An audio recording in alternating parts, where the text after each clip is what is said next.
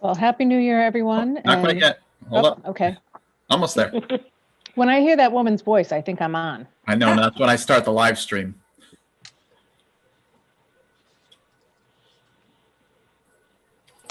All right, you are set. Okay. Happy New Year, everyone, and welcome to the Lucy Robbins Wells Board of Trustees January 2021 meeting. Thank you for attending. Appreciate it. Gail, I'm going to turn it over to you, and you can do roll call. We're right at 7. We may have a few people joining us later on, but let's go ahead with the roll call for who we have now. Okay. Can you hear me? Yes. Am I Yes. muted? Okay. All right. Anna? Here. Laurel? Here. Judy? Did I hear Judy say yes? No, but Anna is on, or was on. Anna's Okay. still on. Okay. Okay. But Judy, no Judy though. No Judy. Lisa Jones? Oh, sure. She's here. Is Lisa Jones there? Okay. Yeah. Pauline? Here. Pauline? I'm Iris? here. Iris, sure. Iris? Iris, unmute. What I did. Hello, I'm here. Okay. Okay. Beth? Is Beth Livingston there? Don't see her. No Beth? Okay. No Beth. Maureen? Here. I'm here. LeeAnn? Here. Pam? Here. Neil? Neil here. Okay. Diane, I heard you. Christine, Yeah. you said it'll be late. Lisa Masten? Here. Karen Benner? Here. Dave Nagel? Here. Chris Miner? Here. Sheila from the Friends? Sheila's here. Sheila's here. She's on mute. Okay, Sheila's here. So the only one I didn't hear from is Judy and Beth. I'm here too, Chris. Oh, Chris, you're here there. Okay, good. Yeah. Okay, but I didn't hear from Judy or Beth, so they're Right. both not there. Right. And Christine. Okay. Right. Neither one of them appear to be here. I'm here. Okay. There's Christine. Oh, Christine is in now. Sorry. Christine did join. Okay. Sorry. I was looking down at my paperwork. I didn't see her join. So she made it. Okay, but Got a skin on Beth is not. Beth is not there, and Judy's not there. Does not appear. So. Okay, go for it. Okay.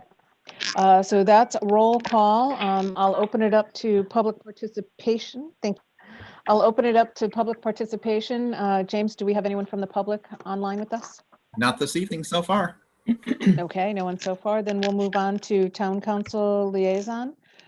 Chris, I'll give you a chance to go first. Anything you'd like to share? At this point, they are still completing the last of the facility study input.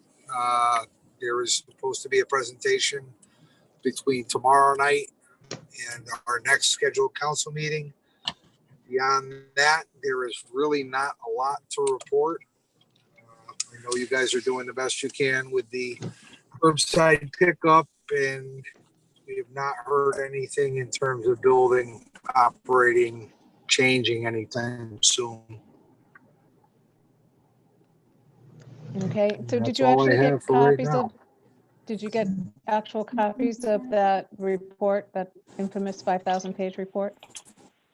No, Okay. All right. no, we have not. No, we have not seen it at this point. It's my ending that Keith will be making a presentation coming up. Okay, great. And Dave, is there anything you wanted to add? Or We haven't been meeting, as I think I said last time, we didn't have our second meeting in December, and we're meeting first time this year, tomorrow. And also a little side note, I believe Lisa Masten will talk about it later, that the 150th anniversary committee has met and has contacted through Kathy Clark, Lisa, and I'll leave it for her to talk about the details. And if she hasn't, well, we'll we'll see what went wrong.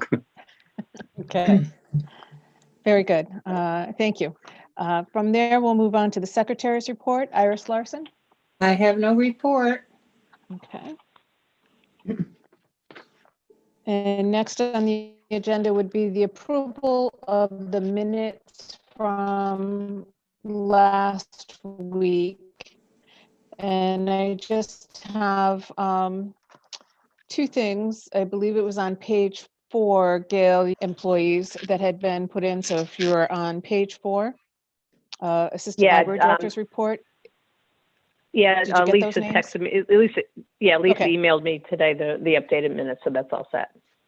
All right, so that's Katie Cornell and Victoria Butaro. Those were my catches. And is there This is Maureen. I have a correction. anything else? Thank you, Diane, Maureen, go ahead. on page 4, also under budget 2021-22 update. The Maureen reported that she, Lisa, and Karen and Jen have been meeting. It's just Lisa, Karen, and Jen have been meeting. I may have reported that they were meeting, but I wasn't involved in those meetings. Okay. Okay. Diane? Yes, Laura? Yeah, I have something on page 5. It's sort of halfway down that first paragraph. The library director? Yes, Neil commented it was nicely put together and asked if the board members submit directly to Lisa. She responded yes. I think that should say Lisa Jones. That's who I'm assuming those are to be submitted to. Yeah, you're right. And there are 2 Lisas, so That's it right. probably would be a good idea in the future to mention their surnames as well. Sometimes you can I figure agree, it it gets out from confusing. who's reporting. No, I agree. Thank you. I think those two. I remember that comment, Laurel. I was referring to Lisa Jones. Yeah. Right. Right. But good point. We need to take the time to specify which one going forward. Thank you. Anyone else? No? May I have a motion to accept the minutes as amended? So moved, Maureen. And I'll do a second. I'm sorry, who was that? I think Anna and I both seconded it. Thank you, Maureen. Second? Seconding? Okay, all those in favor say aye. All those in favor say aye. Aye. Bye. Okay. All right, anyone in absentia? I guess that was Judy and she's not here today, so that's fine. Any opposed? Okay, motion carries forward unanimously. Thank you. Review of the annual activities calendar. In January, the things on our topic are usually the beginning of the official planning for the 5K race, the library budget, working with the director and the town on that. We get the investment committee's report, and usually PEP distributes the director evaluation to the Board of Trustees. And I know that timing has kind of been on a sliding scale, but that's normally what we have down for January activities. Does anyone have anything to add to that? No. All right, I'm sure we'll hit those topics as we go through our agenda. Treasurer's report, I'll turn it over to LeeAnn Manke. Okay. Beginning balance on our regular unrestricted checking was $20,685.82. We had some miscellaneous donations. One was that Network for Good that Anna will address later on under fundraising. We had a couple of memorial donations, and we had one 5K sponsor come in at $500, Kingston. So hopefully we're starting again. Under expenses, I did pay the accountant, and just a reminder, I know $2,000 is a big nut, but we used to pay $3,000.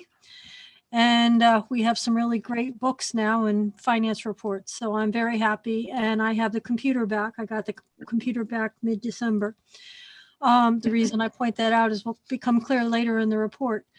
We did pay out, we had a donation last fall for in memory of lady named Kuchevsky, and the shelving unit that is been put in place in her honor has now been paid for. So that's been an in and out. So for our total ending balance on unrestricted funds is $18,829.24. Our unrestricted funds at Kingston with the money market is still earning very small amounts, but it is still very stable, so that's good. It is 106,966.47, and as noted, Dean Spada is looking into possible other options for us that could increase our earning potential in that particular account, while still keeping it relatively safe in terms of it as an investment vehicle. Our Santander money market only had interest income in December, $7,997.59 is our balance. Where did I go? Am I here? We can still see you. You can still see me? I'm gone though, according to my thing here, but all right, whatever.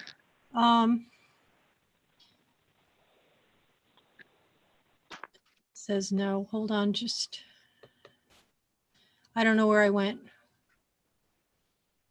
That's okay. We can hear you and see you on our You can end. hear me. All right, as of the IRS filing was done in December. And as I said, I did pick up the computer. With that in mind, I didn't have the computer, so I was running manual records and I had to re-enter. And the restricted, unrestricted funds that you have, the draft that I sent out to you the other day, are not quite correct because there was one account that I had not updated, and I caught that after I sent it out to you. I have sent an updated version to Gail and the executive officers and the Neil as investments. If you want, I can go through the difference there. It's marginal. It's about a $300 difference between restricted and unrestricted, but it will be updated in your. So sure. And that's it, unless you want me to give the specifics on the dollars. I just had a question, Lisa. At the bottom of the treasurer's report, it makes note of having the necessary subcontractor information submitted to the accountant within the weekend. I was wondering, what does that refer to, subcontractor? I have to file our 1099s. So I've got that to Dean last week. It is any subcontractor. Usually in our cases, it's Gail, and it's also usually our program presenters. This year we had very few that exceeded the $600 limit, but Dean is putting together the 1099s, which will be sent back to us, and I can disperse to the subcontractors for their taxes. These are people who are not our employees, but are subcontractors, but we have to report. They perform work for the library. Okay, Gail and people that make presentations to the library. Subcontractors. Okay. No, I'm just curious who the subcontractors were, that's all. Yeah. Thank you. Yep. And that's it. That's it. Okay. Any other questions for LeeAnn on the treasurer's report? No? All right. Moving forward, we'll go to the library director's report. Lisa Masten, please. Hi, everyone. Hello, Lisa. So I'll mention what Dave mentioned first, Dave Nagel. We were contacted by the 150th anniversary committee about doing something with them for the in the spring, and some of it's going to be dependent on COVID and what you can and cannot do. But one thing they had suggested is they would have live characters at different historical buildings. They would have actors who would talk, be given a script about what they could talk about. Another suggestion that we had was last year, Karen did a presentation for the Historical Society about the history of the library. And we were thinking we could do a story walk around the library about the history of the library. And people could walk around and read about how the library came to be, and, different things have happened over the years since the library opened. So that I did talk to someone by email last week, Kathy, and we're going to get in touch. I'm going to assign a person. The problem is I'm not sure who I'm going to assign right yet. We have a few people that normally I would assign, but they have personal stuff going on that might prevent them from doing it. So I'm trying to find the right person to work with the 150th anniversary committee. So that's where we are on that. And we should, we'll give them that information this week. Just wanted to mention a few things that are going on. The same day curbside service is very popular. People especially like the same day part of it. So we're popping all the time. And what it really requires from staff is you're constantly answering the phones, but you're also constantly pulling books for them. Not only books that are requested that day, but also when somebody's hold comes in, they get a notification that their book is ready or their item's ready. They call to make a curbside pickup. So we're pulling 4 times a day. Normally we would pull once a day. And so people are getting notifications by email and by text, and sometimes it's immediate. So that's why we're seeing a jump, and people are just very grateful that they can get it so quickly. So we're doing everything we can to get those, the library materials into people's hands. We also are very busy on the phones with tech questions. A lot of people are taking advantage of the downloadable, the digital collection. So we're answering a lot of questions about how to use Hoopla and things like that. Karen and Jen Hebert are more the experts on that than I certainly am. But and one thing that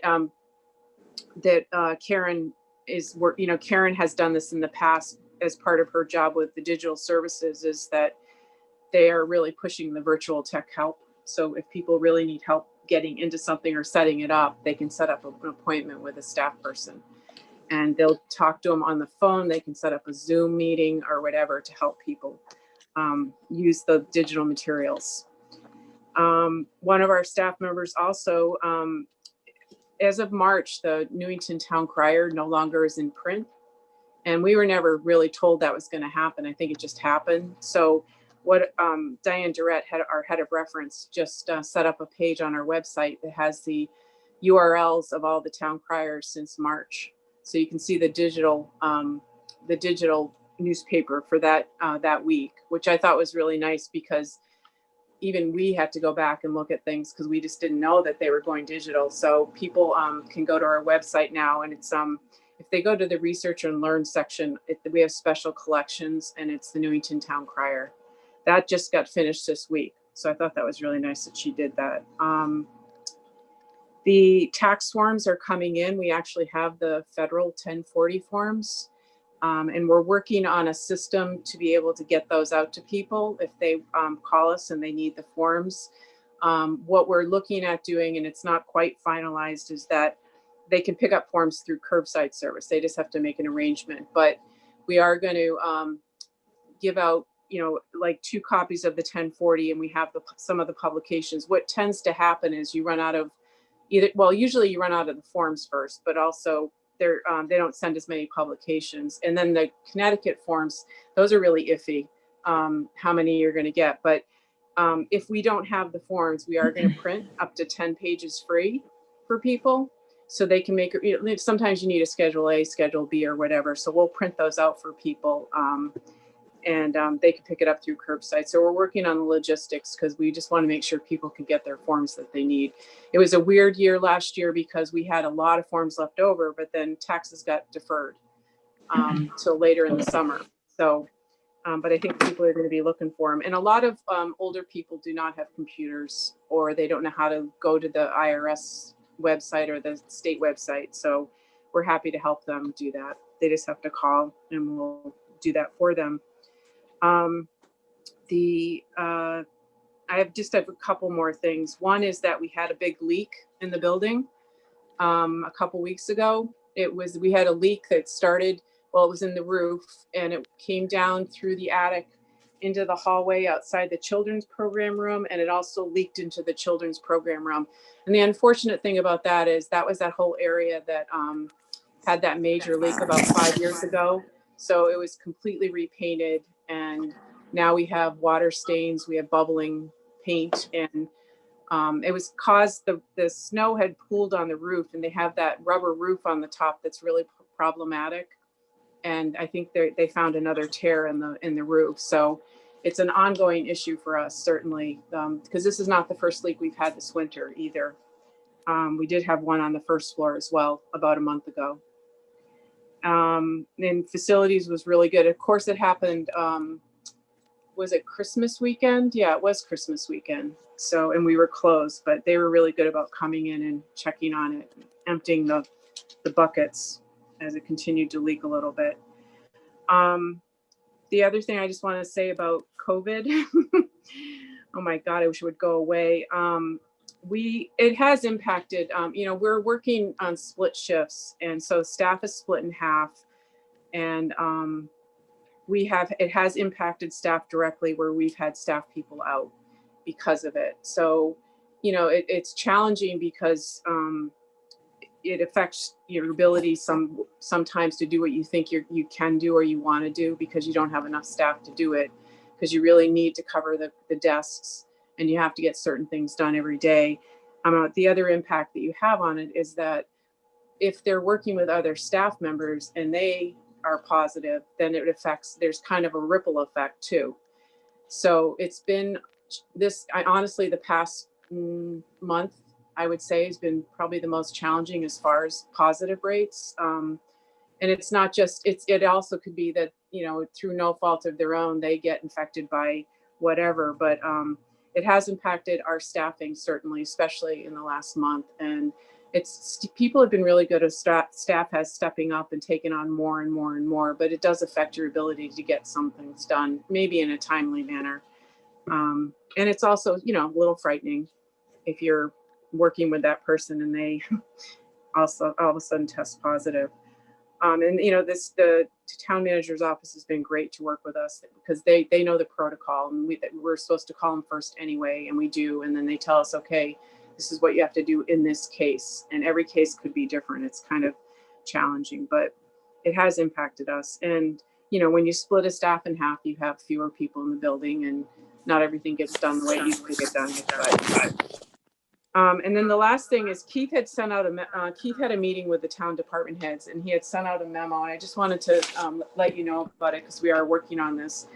He assigned the library, like, coming in the next year, like, different things that his expectations and what we as a town employees should think about and do. And one of his big concerns is the residents of Newington, seniors especially, just that they're very isolated, and making sure they socialize, and that they get proper nutrition. That was one of his things. But he's having the library, the senior center, and human services work together to try to come up with some ideas about how to reach seniors more, and just kind of what can we do to help them more. So I actually have a meeting on Wednesday with Diane Stone and Carol Lebrecht to kind of start talking about that, and what can the library's role be in this. And then I'll work with my staff once we kind of come up with some ideas. With my summer reading program alone, you have 800 people in it, but 150 of them don't have computers, and they're over 70. And so it's challenging to reach them. We have these great, stuff on, we have great stuff on our website, but they never go to our website. So how can you help them get materials or they want, or, go to a program or do something, or just get information they need. So we're going to work on things like that. And then the library is also going to work with Parks and Rec. Keith wants us to develop creative, enhanced ways to attract and capture the interest of our youth, adults, and seniors through methods that up until now were only visionary and wishful thinking. He wants us to think outside the box. And, he talked about also reaching out to the schools. What are different things we can do? One thing that Bailey Francis, our head of children's, just brought up, and I think it's kind of a great idea. a teacher from one of the elementary schools reached out, and her 3rd grade class wants to write a story, and the teacher wants to know if the library could do a story walk for them in Mill Pond.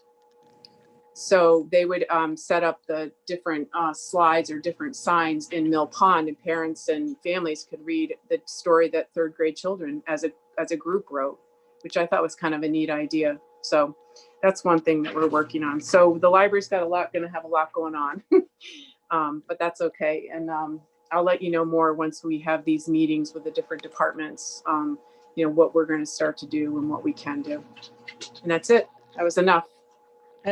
Thanks, Lisa. I have 2 questions for you before I open it up to others. And one is the insurance company been involved with repairing the water damage that we had? And how is the cleaning company doing overall? The cleaning company is marginal at best, I would say. Still. They're okay. I mean, no, they're not even okay, really. They're well, they're not as good as they should be, and they're not constantly doing the things they need to do that are required of the contract. And I'm not the town, Jen Hebert, our business manager, is all over it, and she lets them know when things aren't done, but you shouldn't have to tell them to empty the trash or to vacuum an area or things like that. So I'm not really thrilled with them. And then as far as the insurance, we haven't done anything with the insurance yet because the deductible is very high with the town, I think.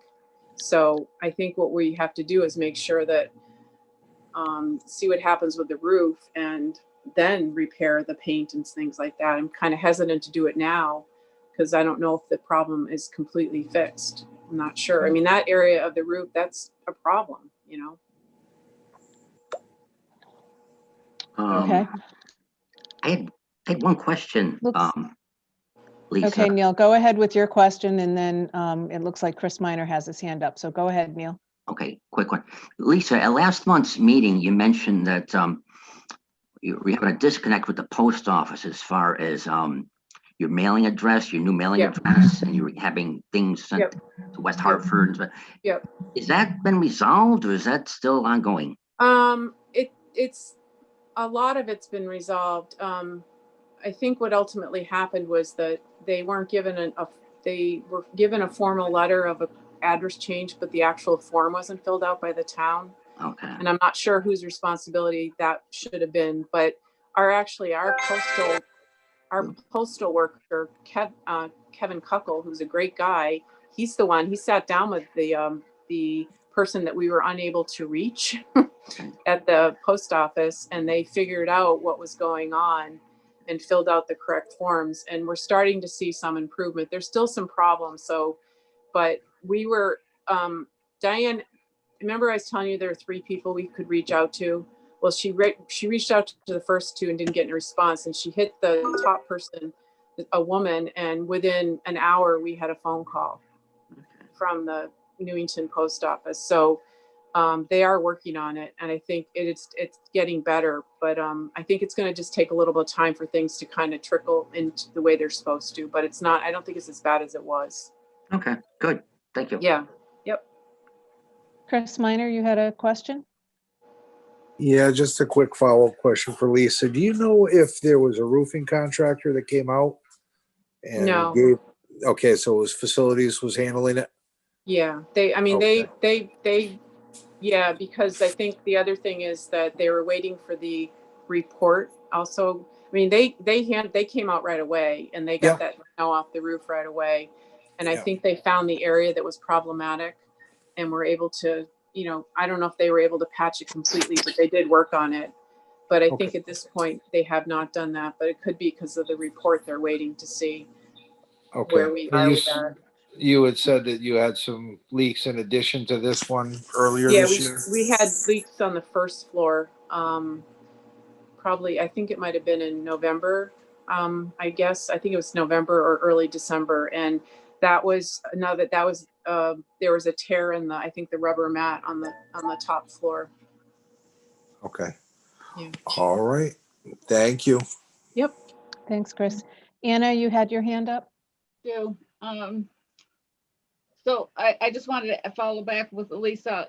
the story walk thing that you might be creating with the teachers, is that kind of like piggybacking on what the library is already doing? Weren't you doing a story walk in the parks with the kids? Yeah, so we've done, I think, 3 story walks that so far since late summer. And it's a story, and the parents just follow each sign with their family and they read the story out loud to each other. And it's kind of a fun way to read a story with your family. It's a different way. And this would be an original story written by these children. Oh, okay. As part of their assignment. And, I think I just think it's really interesting, because how fun is that to go into the park and read a story that your class wrote? So. Or somebody your own age. Right, exactly. Yeah. Okay, thanks for clarifying that. Yeah. And can I just ask something of everybody? Some people are muted and some aren't, and I keep on picking up a little background noise. So I'm just wondering if everybody can mute themselves and then unmute when you go to talk. I just had a comment, Lisa. You were talking about these story walks, and it occurred to me while you were talking about your meeting with Diane and Carol, is maybe we could expand this into the sense that you could maybe send notices out. Seniors might want to walk around and read this type of thing. They might want to go out on the story walk. It's another way to be interactive. And the other thought that occurred to me is, I don't know where it lands in the realm of things, but I do know from my own church, and I know that there are several churches and congregations in town that they have kind of care committees, or I don't know how you want to call it, for the older members, because they're encountering the same problem you're talking about, that group that is not technologically connected. And I'm wondering if there might be something that you could use, that the churches could assist you with. Right. No, I think, and in terms of getting information out. No, I think that's a great idea. One of the challenges we were saying right now is it's winter. It's a tough one. I think in the spring, people would like to do a story walk on. It's right now that you're kind of worried about, because everyone's inside. And so, but yes, I think that's a really good idea, LeeAnn. Okay, that's all. Thank you. Could I just say something? Any other questions? Yeah, yes, go ahead, Diane. I just wanted to compliment Lisa on the library staff's efforts to provide tax forms, because this is one of the biggest customer service issues that libraries face every spring. It's thankless on the part of the library staff because we get very little cooperation from the feds or the state, but people really need this. And so it's wonderful, Lisa, that you've figured out a way to supply those forms. Thank you. Thank you, Laurel.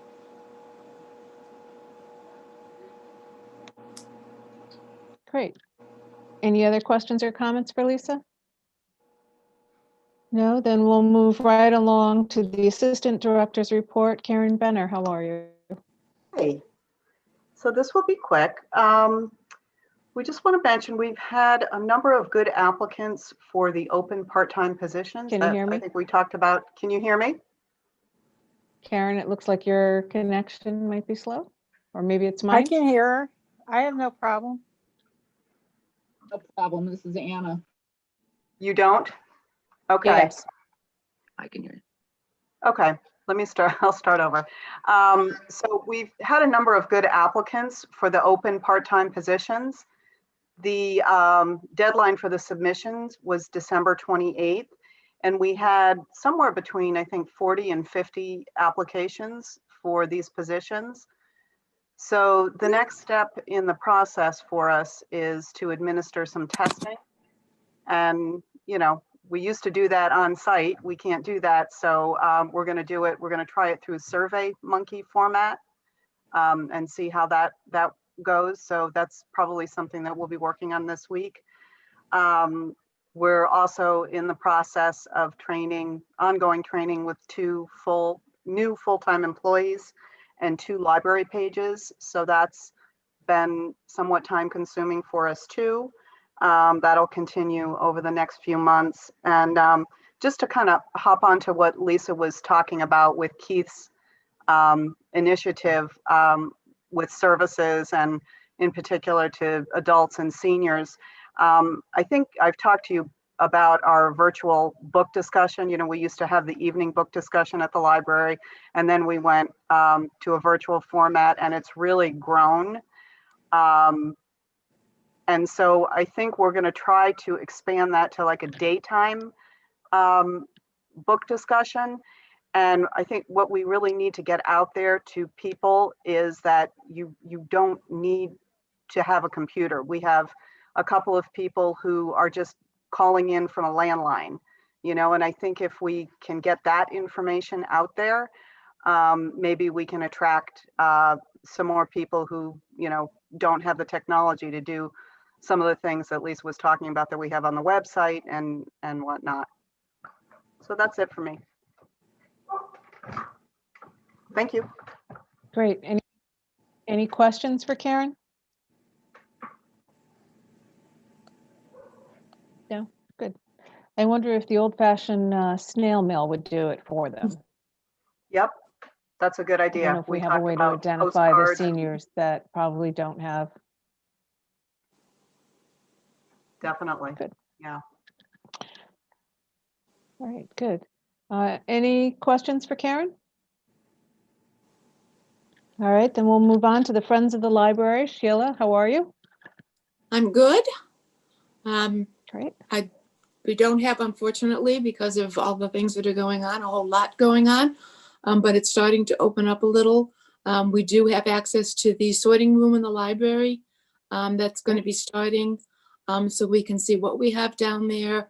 We're trying to get out a questionnaire, having people call us or having people call in to let us know what authors they want, so we can see if we can pull together books, bags of books for them with those authors. We're also trying to, I have a request from somebody that I knew that was requesting that we look to publicize what we can give them in large print, because a lot of the things that we've done so far, we haven't included large print in. So that's pretty much where we stand. We're continuing with the Karma's Closet, with the shelves there, and with the Facebook sales, and that seems to be continuing to work. Great. Does anyone have questions for Sheila or the Friends group? I have a question. Is the Friends meeting this Wednesday? Yes. Okay, so either Ann or I will attend. We're going to discuss it between us as to which one of us can attend, but one of us will be at the meeting this Wednesday. Okay. That's it. That's it. Super. 7 o'clock. Okay, one more quick. 7 o'clock starting time. Actually, 6:30 this, because we're talking about the bylaws first. Oh, so this one starts at 6:30 for that discussion, and then 7 o'clock for the regular meeting. Okay, good. I won't show up for the bylaw. We won't show up for the bylaw discussion. We'd only confuse things if we did. Okay. All right, great.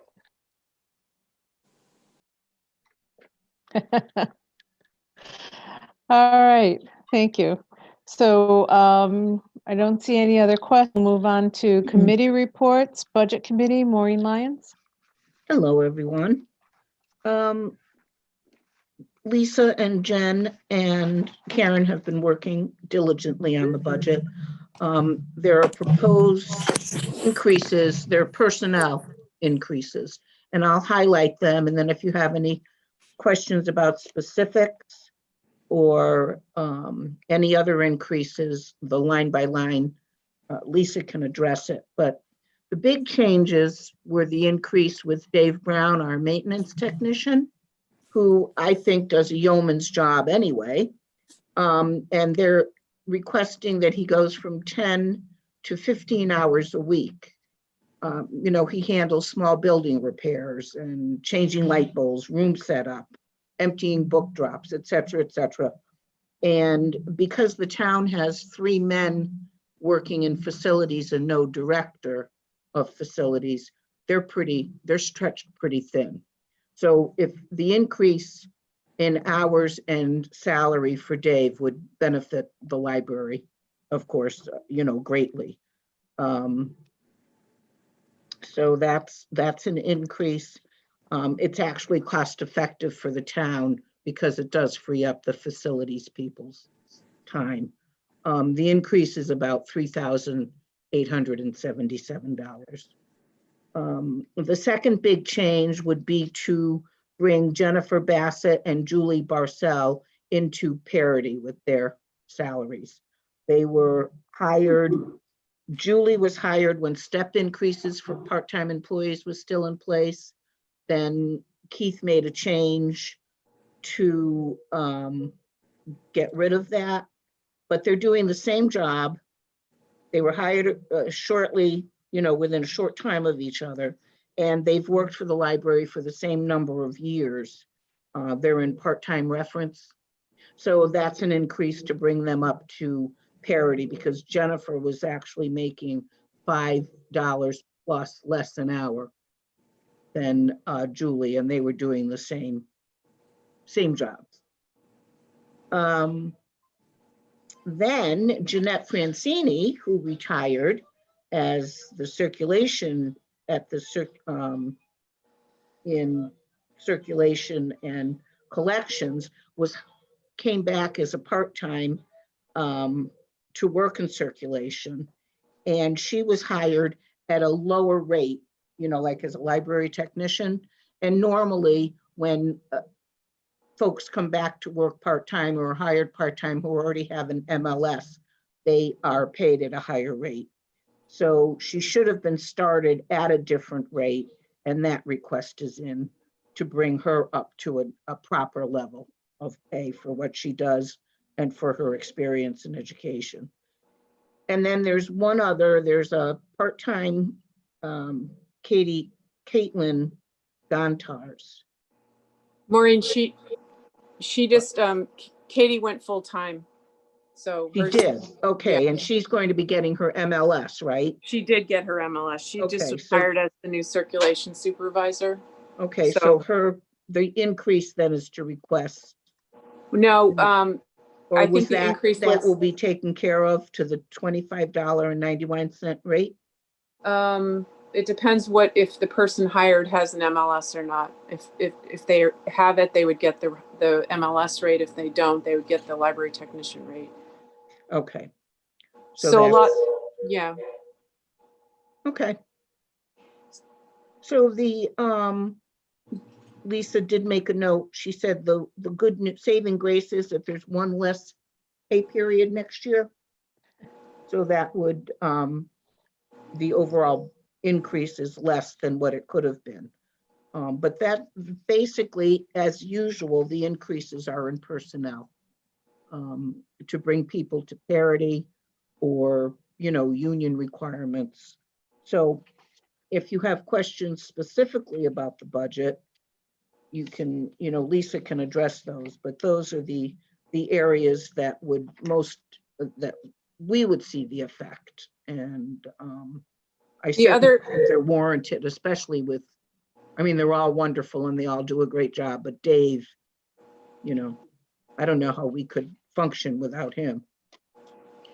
So I'm just going to add a few things, Maureen, if that's okay with you. Yeah, well, that's why you're here.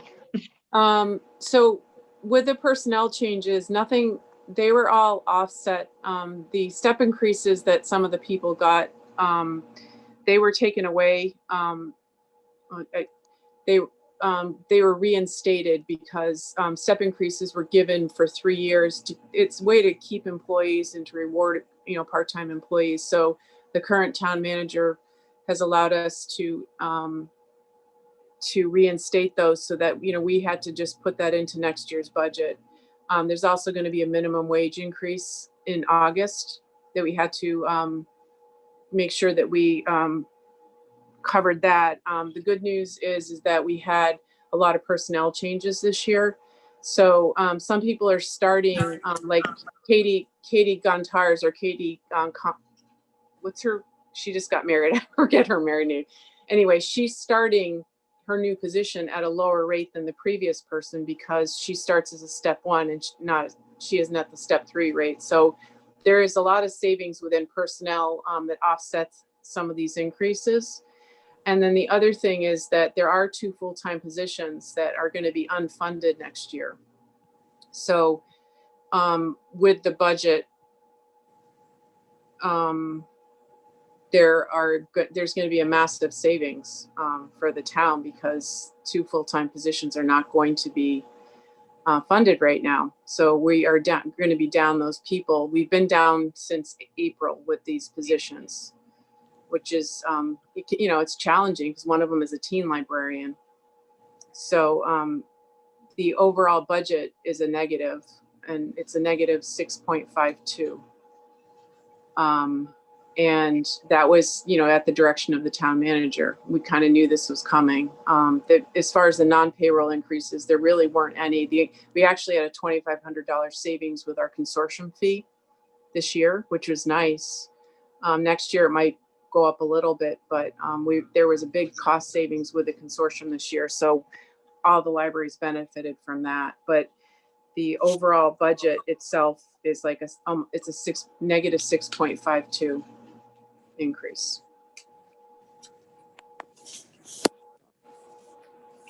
I had one question, Lisa.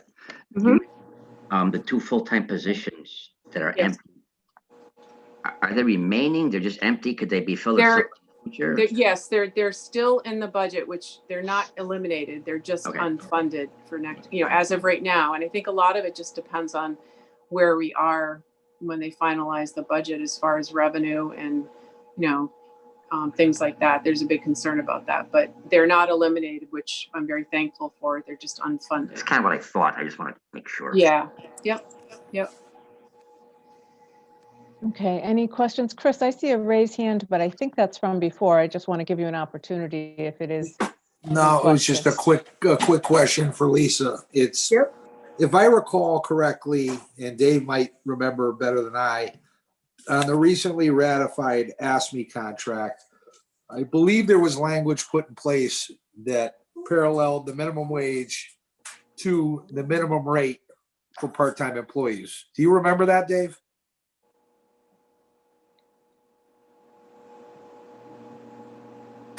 Not sure. Just trying to unmute myself. I don't recollect that, but that may be true.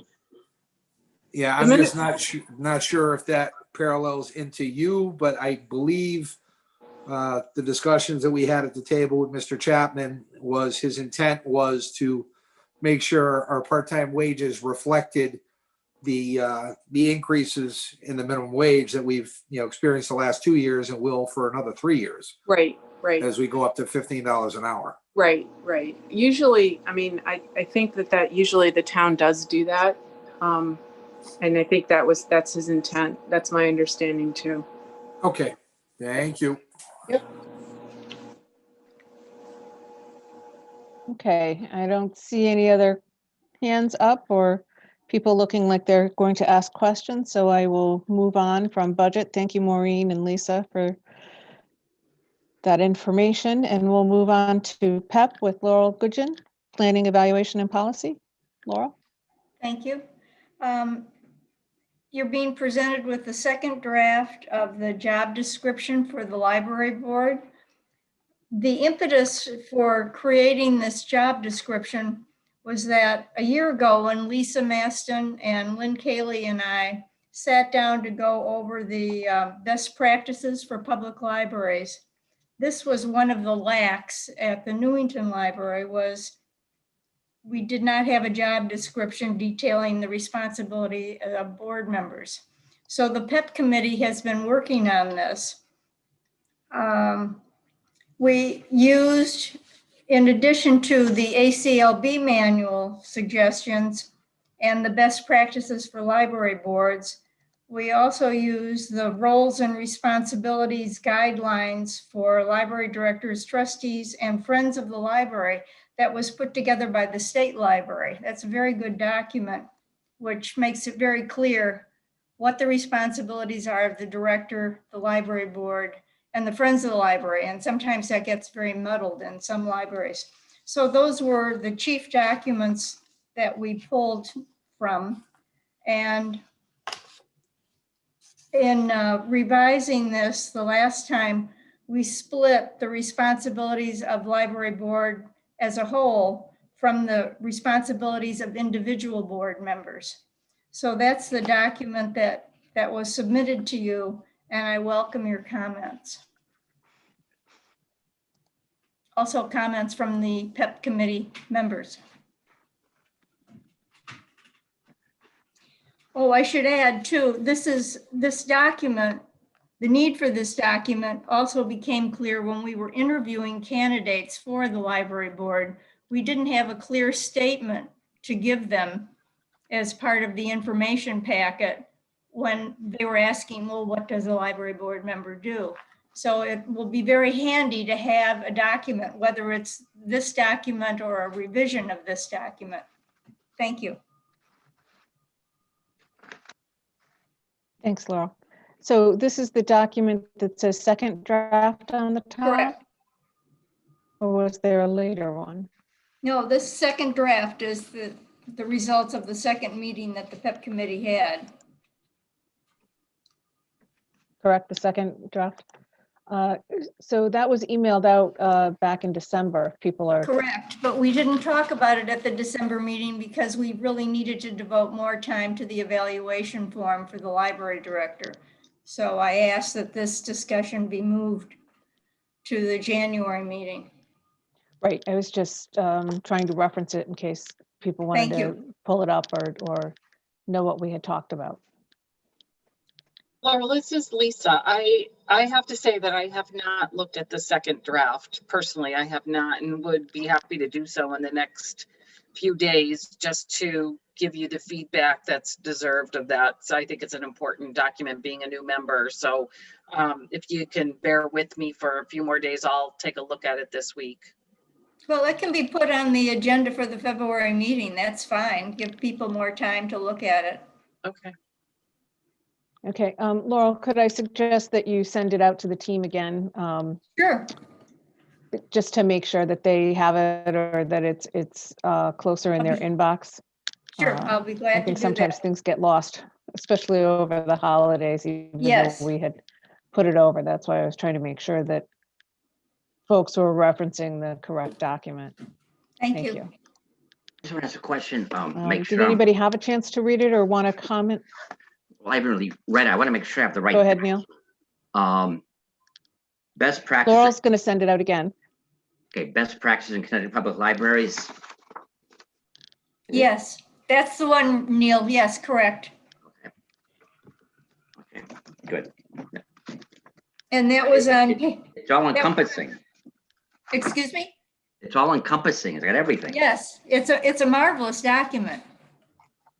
And then you've also been sending out some other documents. The Association of Connecticut Library Boards. Yeah, chapter 2, 4. The last one I got is fiscal responsibilities. Correct. And I apologize, that went out without being punched for your notebooks because. I got a 3-hole punch, so I can take care of that. Okay, but not everybody does. So I will see that you get a punch copy of that. And I thank Ann Eddie for calling that to my attention. Okay. And then the other document is one that you created with your team, and it's the second draft job description of the Lucy Robbins Wells Library Board. So that's Correct. not in those other two documents. It's what we've used. Anna, I see your hand. Okay.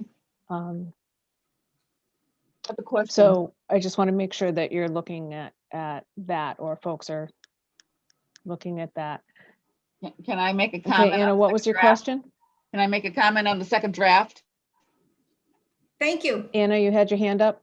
Yes. Can I make a comment on the second draft, Laurel? Yes. Item number 14. Yes.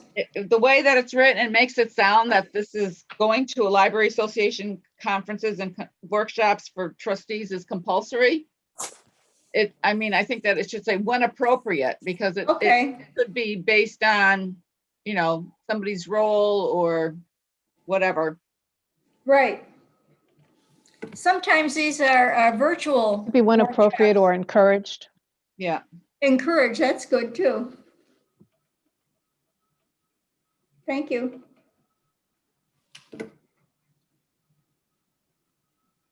And the Connecticut Association of. All right, any other? I'm sorry. Go ahead, Laura. There are several workshops offered that would be pertinent to library trustees that I will try to alert you to as I become aware of them. Often they're free.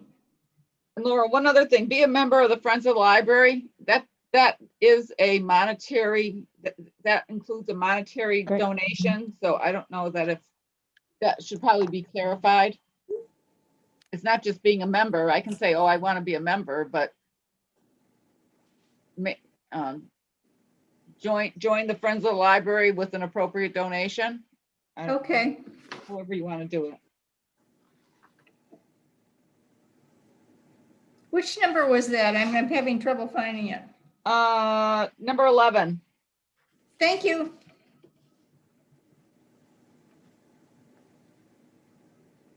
Yes, the Friends work so hard for us. We should show our support. Definitely.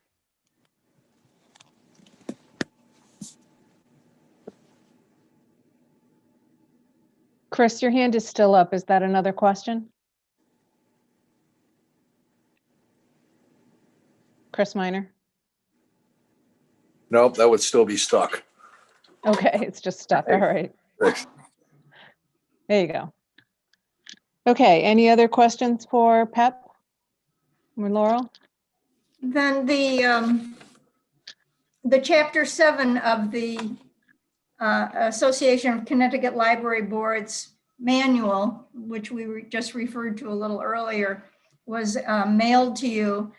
And I think it's, we're very grateful for the reports that Neil and LeeAnn give to the board every month on our financial situation. So that's helping us achieve some of the things that are mentioned in these fiscal responsibilities.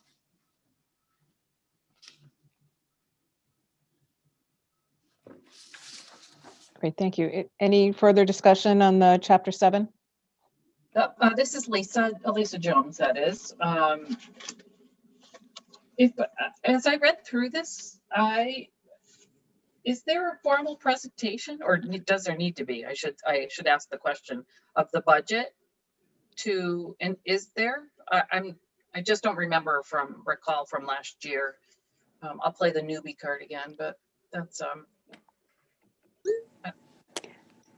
So you're asking if there's a formal presentation to the Board of Trustees?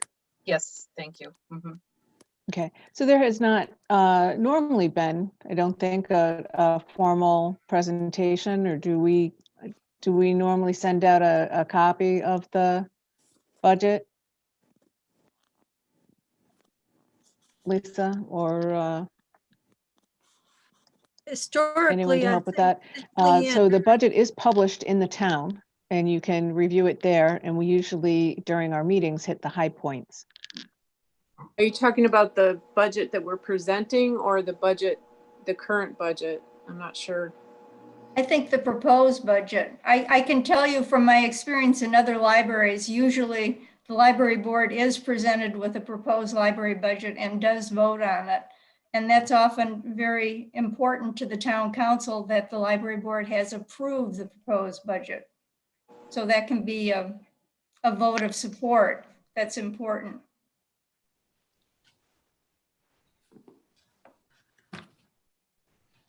This is Maureen. That's interesting, Laura. We've not done that in Newington. Yes, I know. I was very surprised. Yeah, the budget is always discussed, and then the library board members show their support when well, in, pre-COVID days, attending the town council budget meeting, when the budget is presented to the council by the manager. And obviously, public participation allows for members to speak to that budget at that point. But we've never really done a formal presentation to the board or asked for their approval or vote of confidence. This is LeeAnn. One thing, I have been on budget for a couple of years now, and this year it's been a little bit different because of COVID, and it's been primarily generated by our director, assistant director, and business manager. There are board members who participate on budget typically, but it is generated from the staffing end of things. My concern about having an official vote and things like that is, I believe, is timing. It would be very difficult for the, for example, I believe, Lisa, you had to have it into the town on the 8th, correct? Yes, and we didn't get access this year until well into December after our meeting. Well, we got the initial access at the end of November into Munis, which is the software, but we would not have had the budget done by your board meeting by any means. So there is a logistical question here. I mean, certainly it could be potentially distributed for review by the board, but I don't know that it would fit into the work schedule of how this is actually put together. So I think this is something, if we're going to address it, you have to identify the logistical difficulties.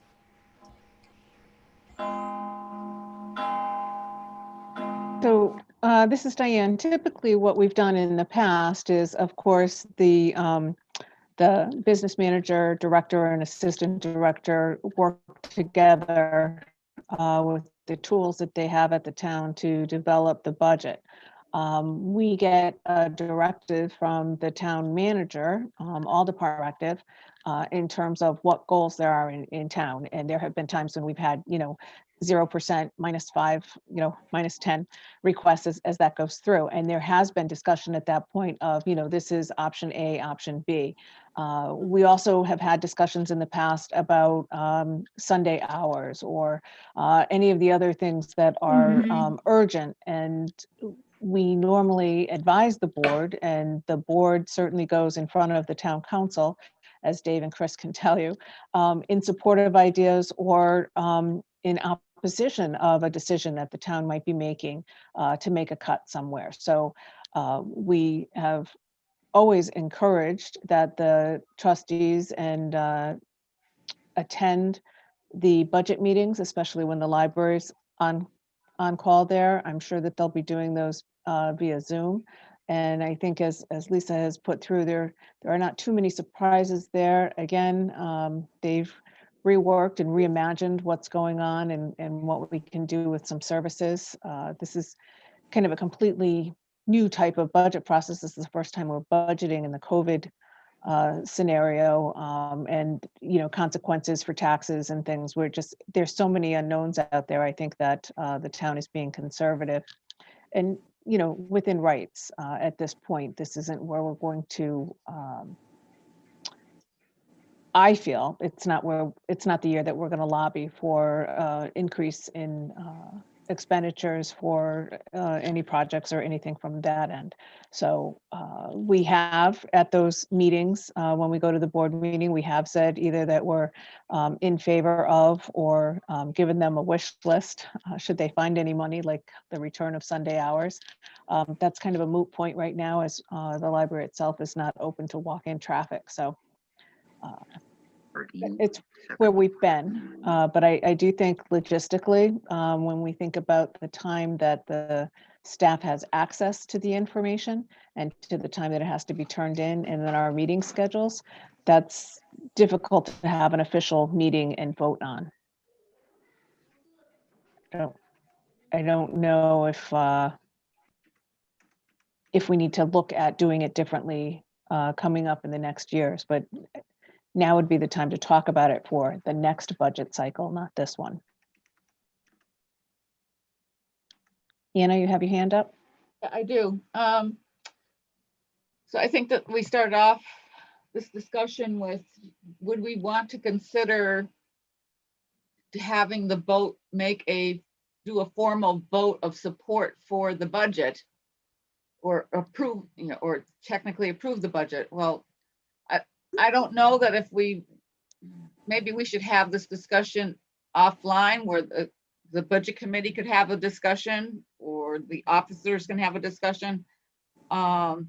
Because there are times where we've had a budget in the past that we weren't happy with.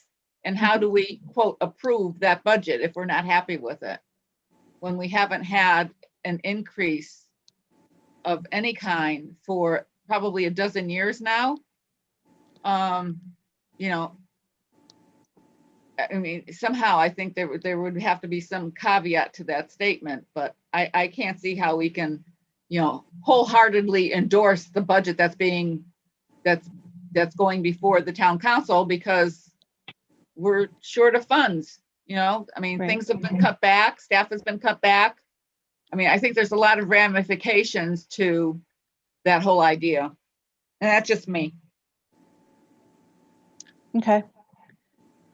So I think we can table further discussion at this point. We'll continue with the process that we've done until this point, where the director has kept us informed through our budget committee. And if they have meetings in the past, the town manager has usually met with not only the director, but also the budget chair or representative from the budget committee to go through and bring concerns forward. So I think at this point, this year, we should expect that we'll continue in the same vein. Right? Okay. So somehow that's all still under PEP, under fiscal responsibility, I guess, for Chapter 7. We're going to move along to the investment committee report. Neil Ryan.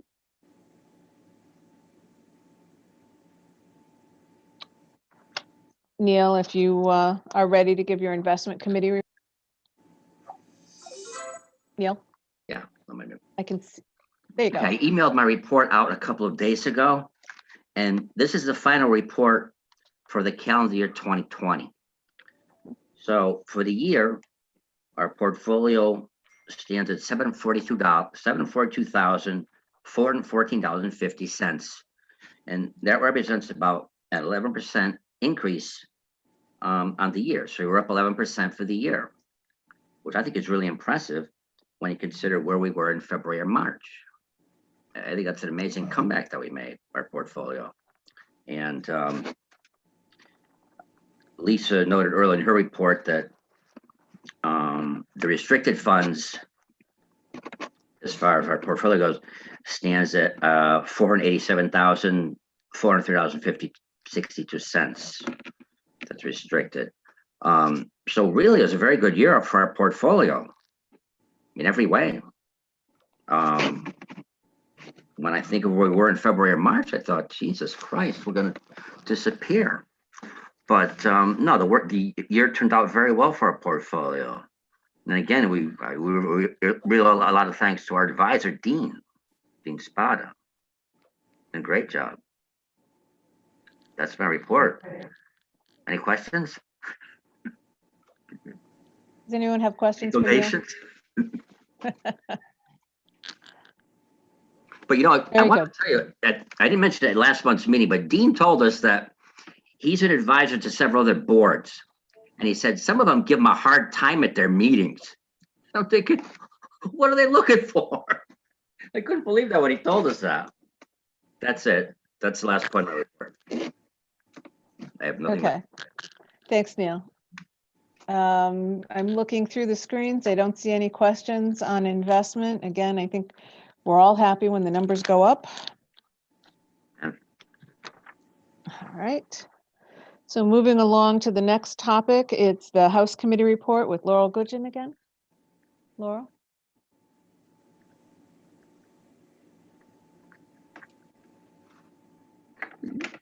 You're muted, Laurel's Laurel. on mute. I'm not sure if you guys can hear me or if there's a lag on my No, side. Laurel is muted. Laurel? Yes, I'm sorry. I haven't received There you the summary of our walkthrough in November. When I receive that, I will distribute it to the board members. There's a little Okay. glitch, with Lynn retiring And the budget and Jen and Yeah. transfer files, right?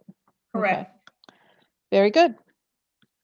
Thank you. Next up, any other questions for Laurel on house? I know we'll have a couple of things. In the old days we would have been walking through to see the damage, but we're somewhat restricted from entering the library at this point. I did see Lisa's mention in her monthly report about trying to create more space for staff so they could be socially distant while they were working. That's quite a challenge that this library has.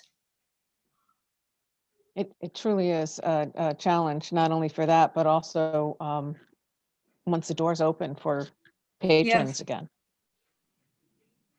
I mean, now they can be creative because there might be some areas that do not have patrons, but once those doors open again, that's going to be even more difficult. Any questions or anyone want to make mention about anything regarding? Okay, I don't see Diane, anything. I'm We'll just- move on to facility and site. Oh, go ahead, Lisa.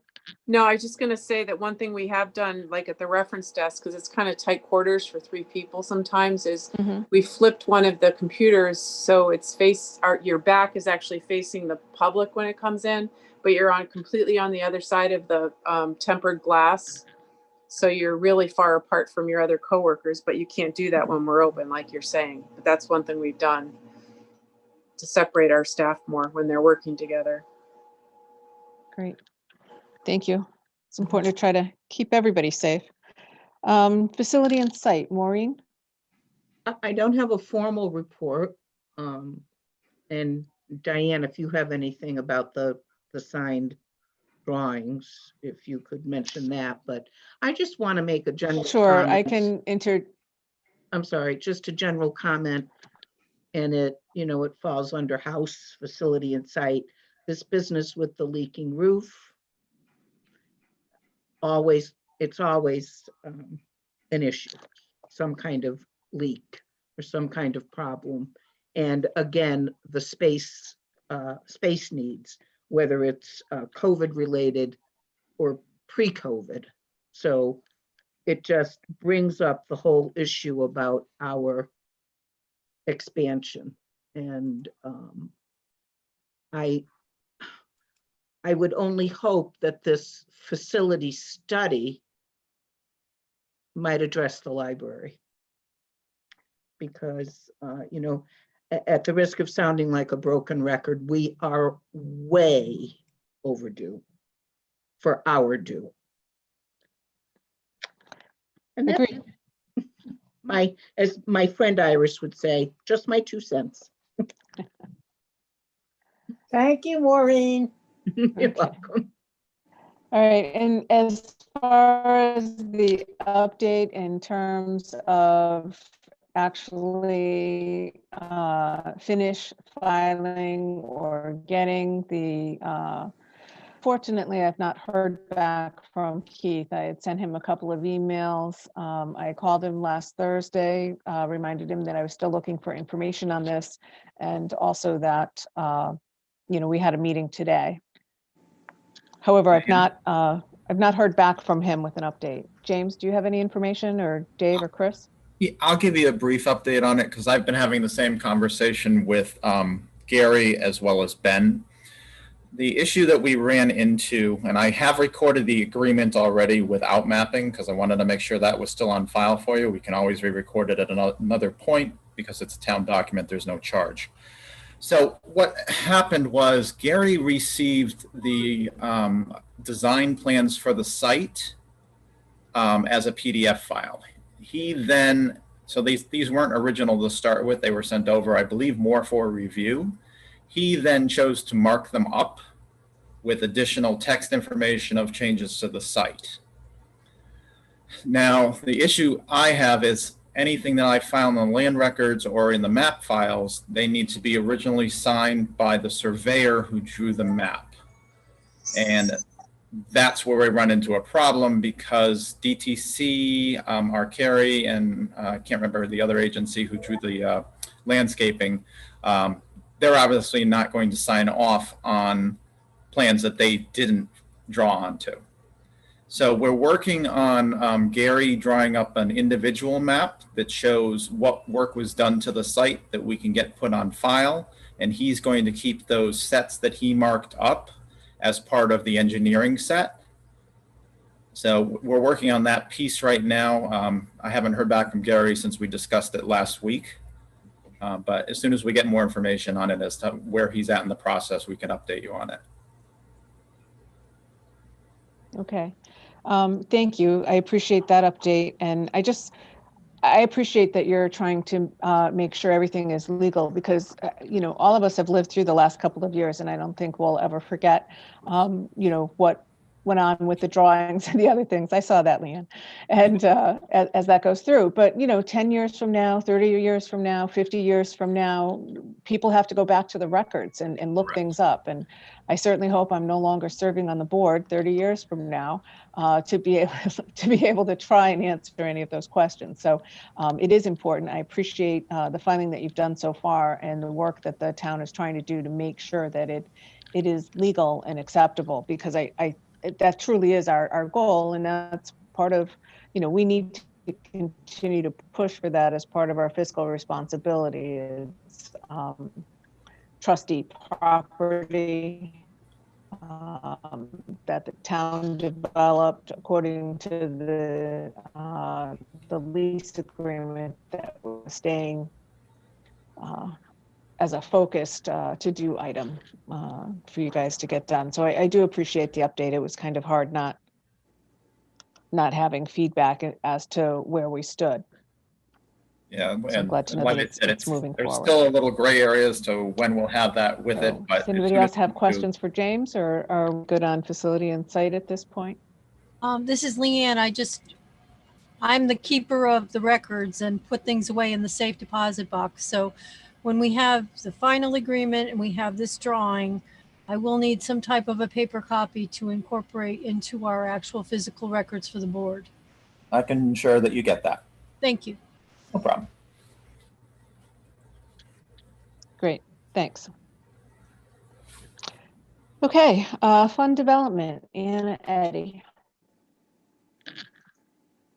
Hi, everyone.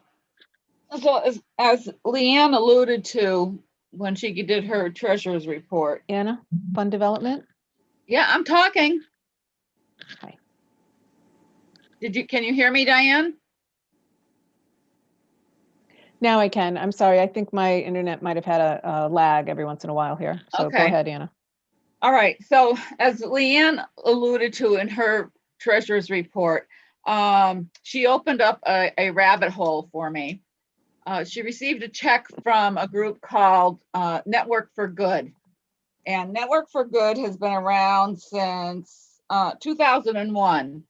And they assist nonprofits with online donation stuff. They have tools and marketing and all of that. They are synced with an organization called GuideStar. And if you're familiar with GuideStar is a national network of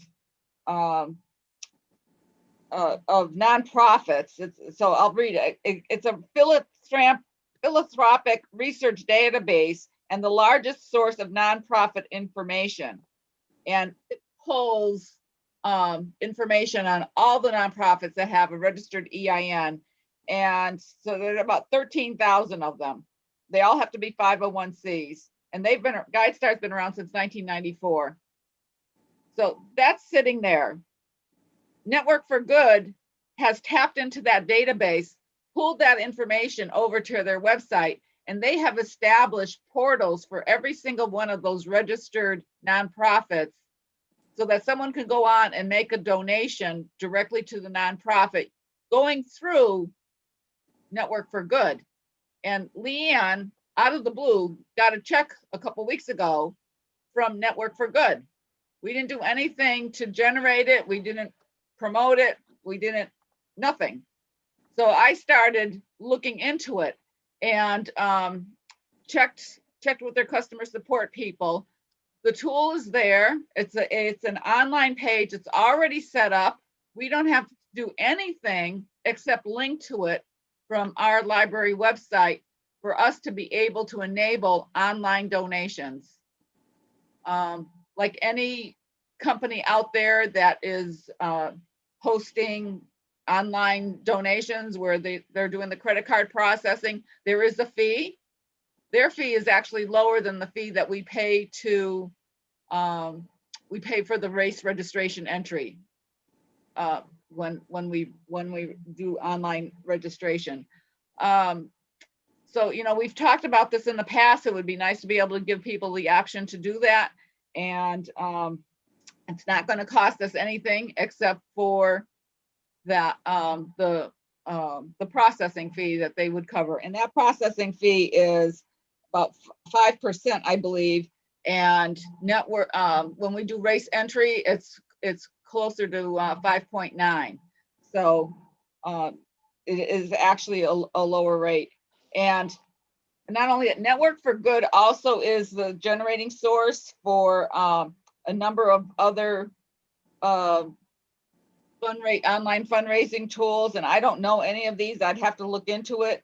There's a website called change.org, Facebook causes, give a tweet. I don't even tweet. So my goal is to update our profile, because GuideStar has us listed at 95 Cedar Street and we're at 100 Garfield Street.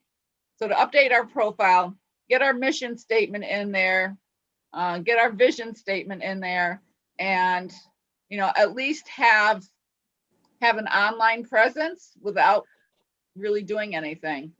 So I'm hoping that, I don't know that if we need to vote on this. I mean, it's just a tool. It's an administrative thing, but I'd certainly be open to that. I've talked to Lisa about this. She thinks it's a good idea. What's nice about this is that there isn't any, we don't have to interface with the town's website portal. We can just link to it, and there's no overlap or interference of any way.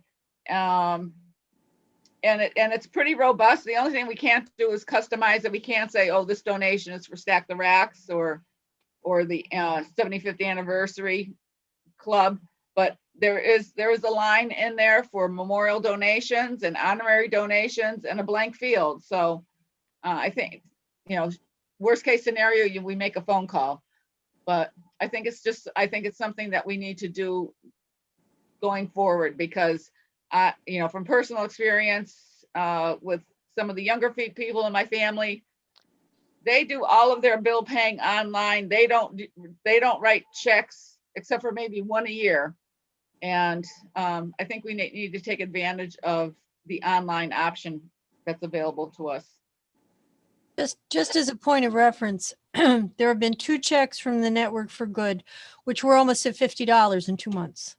So whatever it is, it's $50 more than we had in October. The other thing too is that I kind of compare this, even if it's not a huge moneymaker. Amazon Smile last year generated $139 for us. So that's the kind of thing that, I mean, it's every little bit helps. And this would, I think, is a no-brainer for us. I think an online contribution link is a great idea. I think it'll lead to more contributions, more donations. I think people find it a lot easier to make a transaction with a credit card online rather than writing out a check, putting it in an envelope, a stamp, in a return envelope, mailing address, and going to the post office and mail it. This is a lot simpler. I think it's a great idea. So, Anna, before when you said that you talked to Lisa about it, you meant Lisa Masten? Sorry, Lisa Masten. Okay, and then the only other thing that I want to say is I know that, and coming up in Communications Committee, Lisa Jones has been working on freshening, let's say, the mission statement and things like that. So before we put something out, make sure that you're also speaking with Lisa Jones or hearing what goes on here, because her team has done a little bit of work on that. Sorry, once we set it up, I mean, we can always go back in and modify. So I can put what's there, you know, put something there now. And when it changes, it can be changed. The other thing I should mention is what I liked on this website was there was an option that said, I am willing to take care of the processing fee.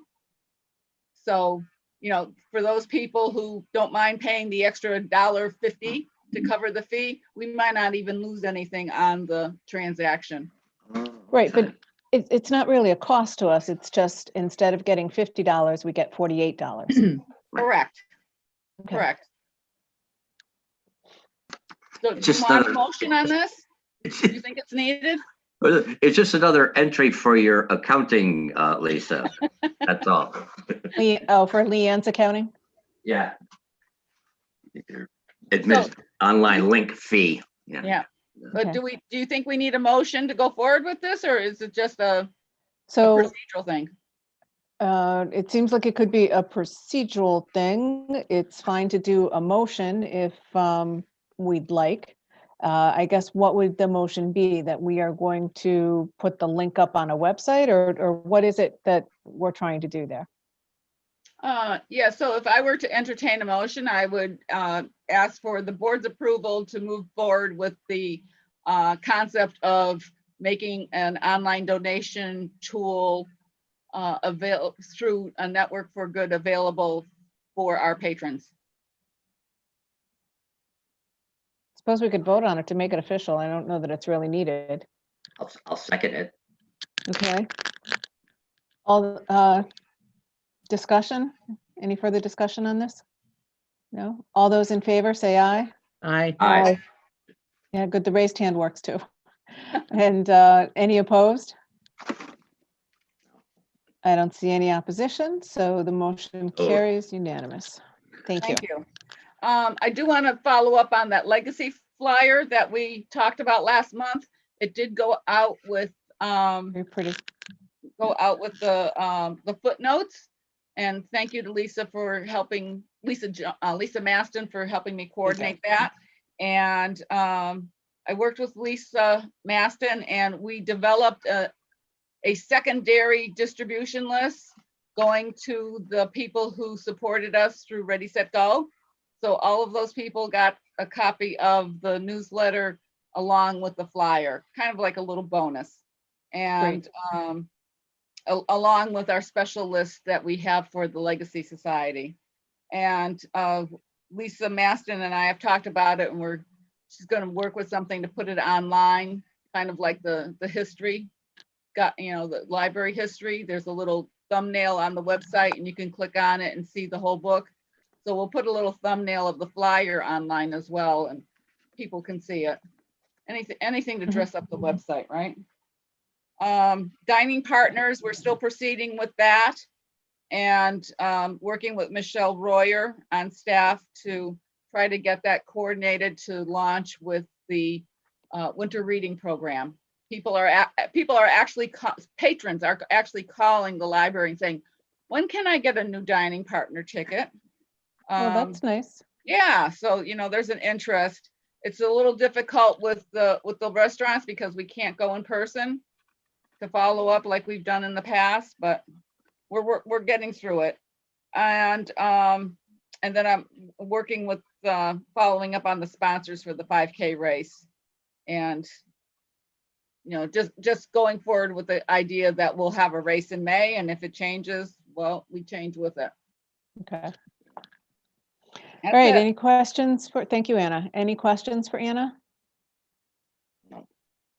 Thank you. Seeing none, I'll move on to nominations. Maureen? No report. Thank you. And then I'll move quickly on to communications with Lisa Jones. Lisa? Hey, everyone. Yes, I actually talked last month that I wanted to defer the update of the communication plan or schedule. And I sent out earlier, actually probably midday today, a document that does a couple of things. One, it brings the Board of Trustees up to speed on some key messages that have happened throughout 2020.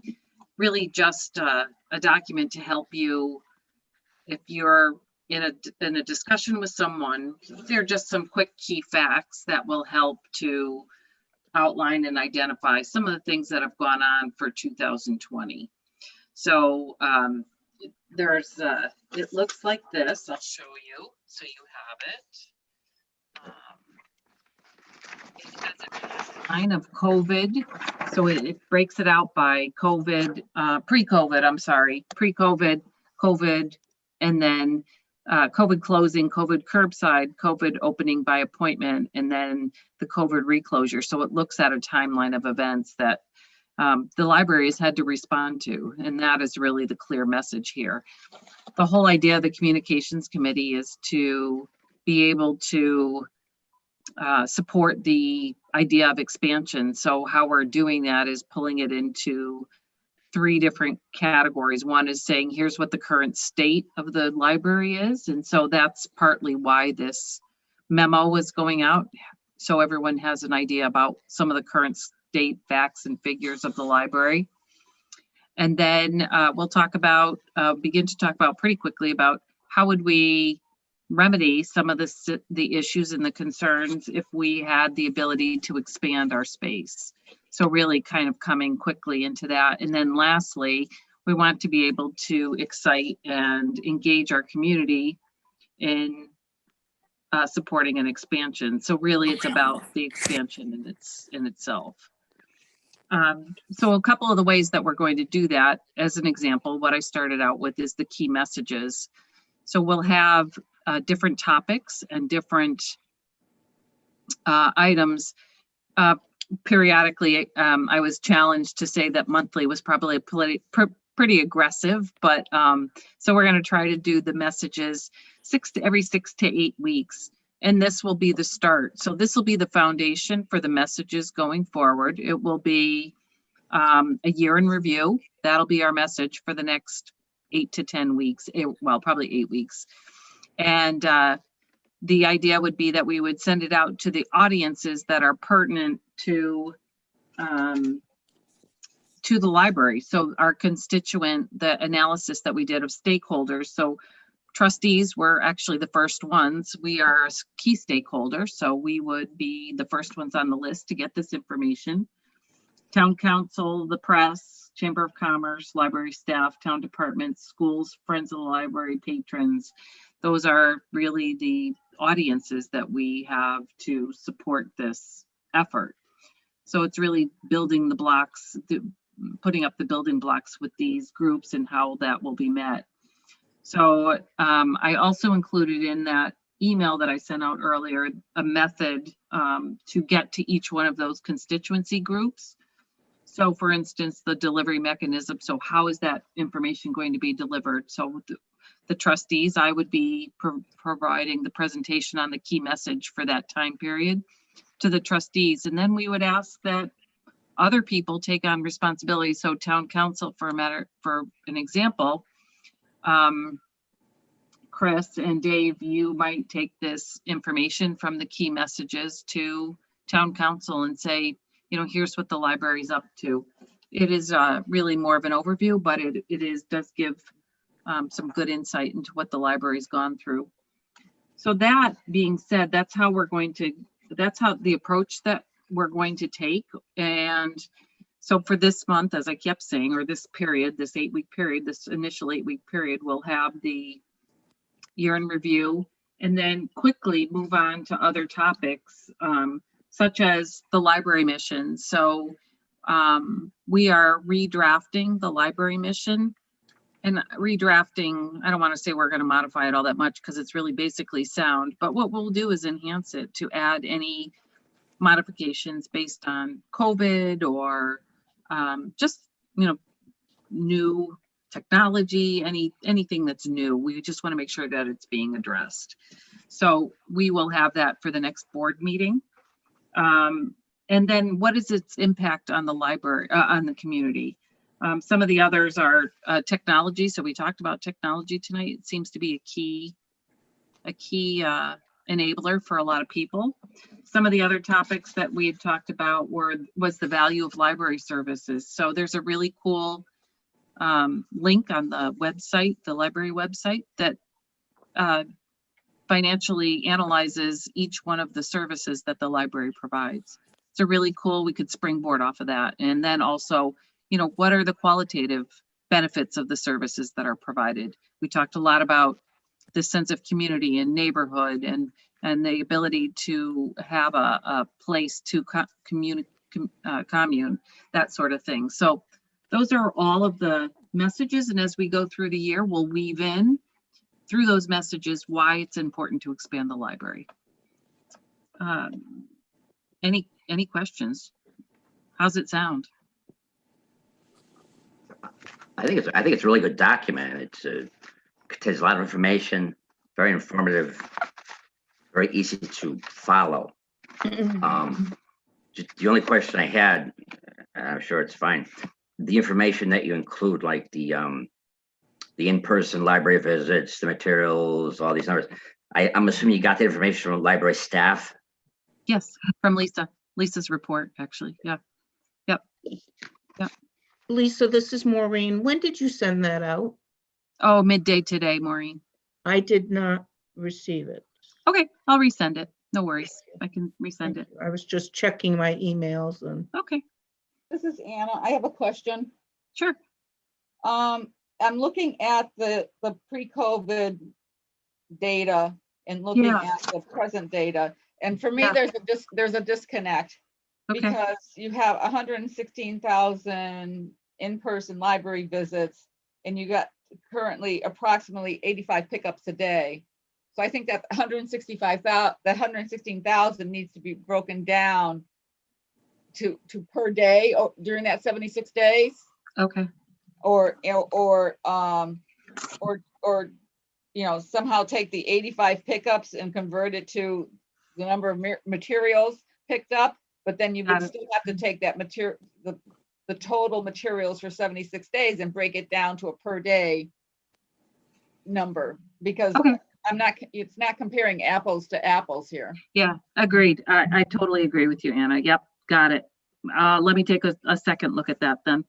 And Lisa, I might need to Lisa Masten, I might need to double check with you on some of these numbers. I mean, I took them right from some of the, either your annual report or the, some of your monthly reports. So sure, just take a double check on the numbers and we can make sure. Yeah, that's a good point, fine. Anna.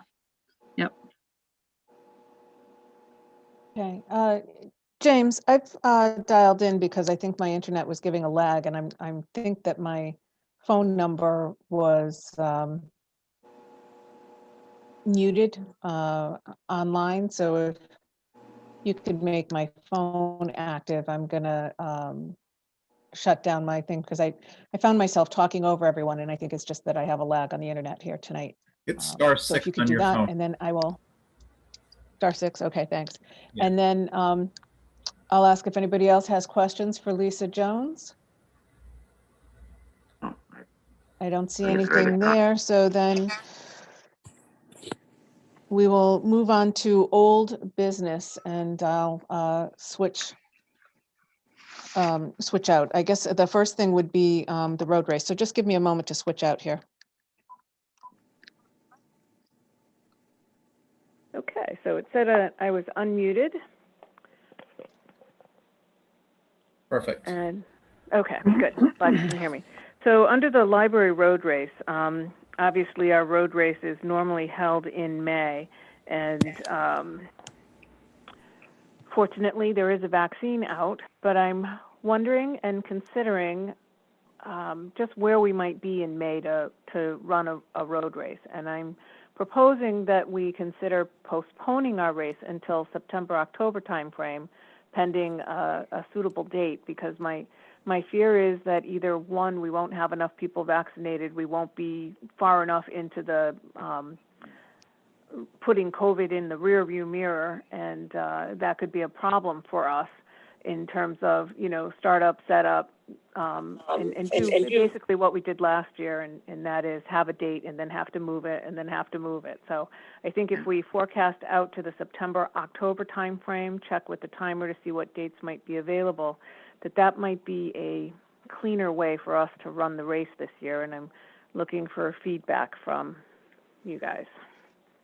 This is LeeAnn. I had a couple thoughts on this. I was looking at the calendar, and I don't know what the game plan is because Waterfall Festival has shifted from under the auspices of the chamber. So typically, the Waterfall Festival is the third Saturday, which falls on the 18th of September this year.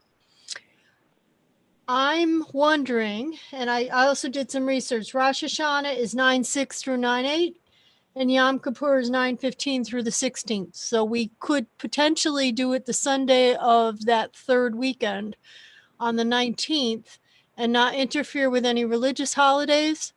And we could potentially piggyback off the waterfall if they continue with their third Saturday going on with the event. Okay, I'm sorry. So Waterfall Festival is on 9/17? It's a Saturday. Hold on. It would be the 18th of September. Okay, And that's a 9/18 Saturday. is the So the waterfall. 19th Okay. would be Sunday. And the 19th would be the Sunday. Okay.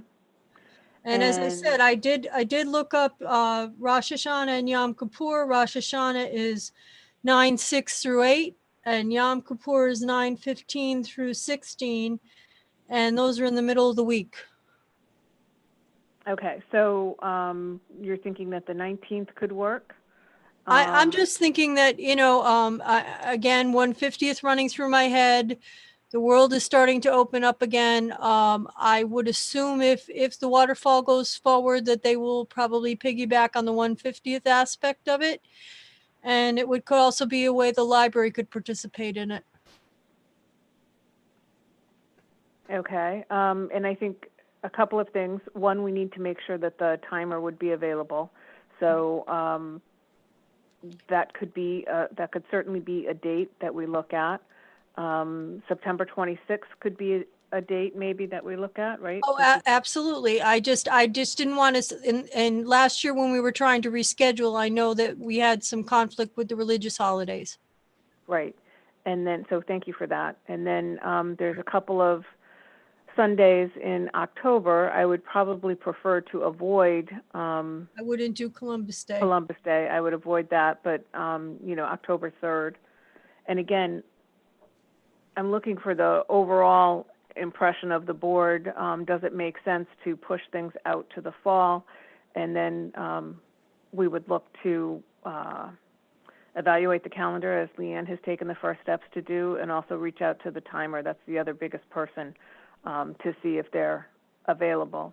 And then we'll have to pray to the weather gods and hope that the town hall renovation is complete, and all of these other things in terms of setting up the race and going through. But I'm looking for. I think it's a very good idea to postpone it to September or October. I really do. I just don't think that things are going to be normal enough to hold the race in May. I just don't think we're going to be there. That's just my opinion. I agree. I like the idea of Okay, Anna has her hand up. Yeah, I think you need to also have a conversation with Kevin Mason. Yes. Yeah, we had an initial conversation with him not to pick dates. I believe Lisa Masten was able to reach out to him, and that's why we didn't have a 6:30 meeting today. Because remember, in January we usually start our earlier meetings. Right. But now, the thought is to postpone it. Now, is this something we should reach out to the town manager in the the regional healthcare district, or whatever it's called? I'm not sure. Right. So I don't think that they can forecast what's going to happen in September. I think all of us, having lived through the last 10 months or so, realize that even though the vaccines are out, the likelihood that they would be distributed throughout the community at such a rate that we would be comfortable holding a race in May or not. I think the likelihood of us having to postpone the race is higher in May than it is if we go ahead and pick a September, October date now. And I think by then we're at if it follows the way that it did before, we had lower numbers throughout the summer and early fall, even without the vaccine. And I think once more and more people become vaccinated, that it will be easier maybe to start having more public events. It is an outdoor event in terms of the running, but normally we have the indoor event for the prizes and things. And that's really what sets the Newington Library race aside, I think, is not just the course, but the fact that we have the prizes and the food and things like that. And I just don't know that we could carry the same race in May. I think if we postponed it to the fall, that we would be able to more closely replicate what we've done in the past. And I don't know that I don't know that the town manager or the health department or anybody else could say at this point, yeah, September, you're good to go. I think everybody can guess that has a higher likelihood of happening. Diane, my daughter is the emergency management director for the town. This is a moving target. Right. It is not anything that, I mean, ideally, all the flow charts and whatever else is May, you're starting to get into general population vaccine. Now, it could go faster, it could go slower. So my gut reaction is to say, let's put it out to September, where you've given all these agencies and everything else to get their ducks in a row and get this a well-oiled machine. I'm very impressed with what our various personnel have been able to do thus far, and I'm sure they will do whatever they can as they go along here. But I think we need to work with the idea that if we go to September, then we can have a more finite planning rather than, okay, we're shooting at May, but we may have to shift or whatever, where September is more, I don't want to say concrete because nothing is concrete in this life now, but it would be probably more feasible that we could do that.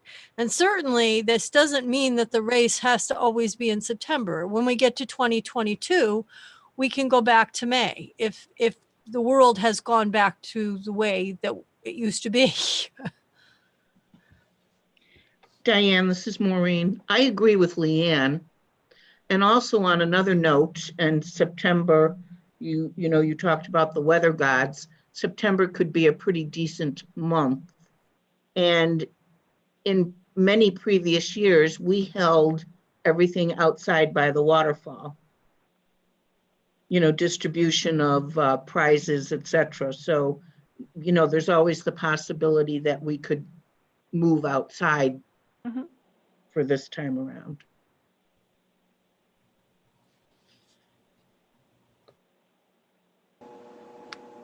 Anyone else have comments, suggestions?